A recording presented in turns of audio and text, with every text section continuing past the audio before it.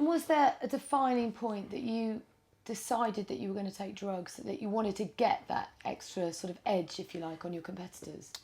Well, that decision was based on me being inexperienced, being impatient, not really being the individual that wanted to wait for the results to come.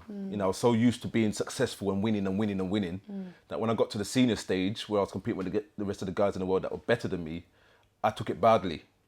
So I thought, I know I can beat them, but there's something else they're doing that's not working out here. I had no proof, but I had an inkling that something weren't right. Really?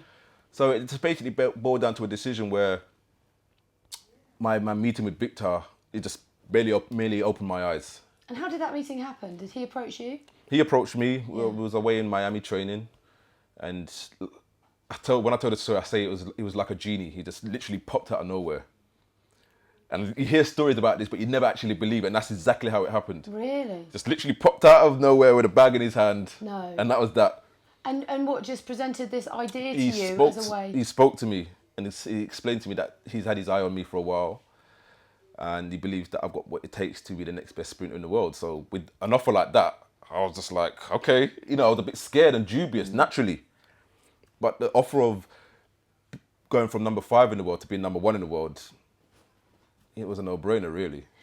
I mean, you say no-brainer, but the way he was going to elevate you to that position was illegal. So how much sort of debating did you do with yourself? How much kind of soul-searching did you do? A hell of a lot. And my initial reasons for going to America were just to train. You know, I had no idea what kind of situation I was getting myself into. I had no idea. If I could have seen my future in the crystal ball, I would have never gone down that route. But, you know, it was fun at the time, but, you know, ultimately it helped, you know, ruin my career.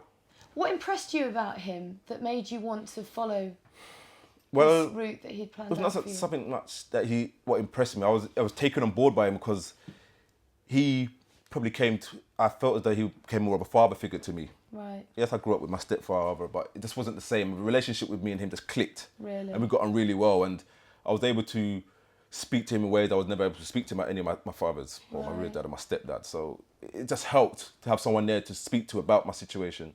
And yet you knew that what he was doing was essentially wrong, so... Well, I knew nothing about him prior. Right. And once I'd taken that first drop, it was already too late. We was already stuck. So I then worried constantly about whether, if I'd come off, what would happen to me? Would I get even slower? Because I was almost somewhat dependent upon it. Right. And I saw the results I was getting, so there's no way I could have come off. I was just already in too deep, so there's nothing I could really do. What did he say to you? Did he say, you won't get caught? Well, I was led to believe that, firstly, he assured that what was taken was undetectable, so, Right. you know, there was no way of us ever getting caught.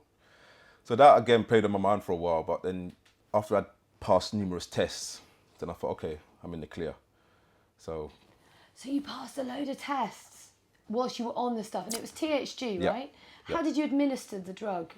I heard that you injected it into your tongue. no, it weren't that. I ain't no junkie. that. No, that's I what heard was your tongue reported. got all fat. and No, pork. you literally have a syringe, but it's minus the needle.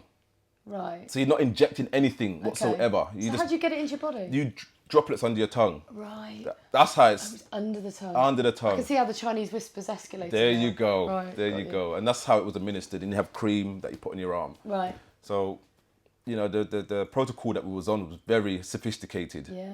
Things had to be taken at certain times in order to get certain results. So, Right. but again, I was young. I was impatient. Are you still in contact with Victor? On an educational basis, the information I received from Victor is just mutually for UK sport and giving education to kids in schools. What I want to understand from you is your regret ever doing it, or is your regret getting caught? Ever doing it. Because Really? what I've done, I could have done naturally anyway. You know, I guess as you get older, you take a little bit more time, you become a little bit more patient. You know, you wait for things to come in their own time. I wasn't prepared to do that. How did you what feel? made life difficult for me was looking at people in their face and lying to them. Right. That felt wrong. And again, although there was a lots of smiles in front of the camera, deep down inside, it was heart-wrenching for me. Yeah. But again, it was the decision I made, and you know, something that I ultimately regret now. But again, I'm using my experiences to better improve myself and deter others from going on the same road that I have.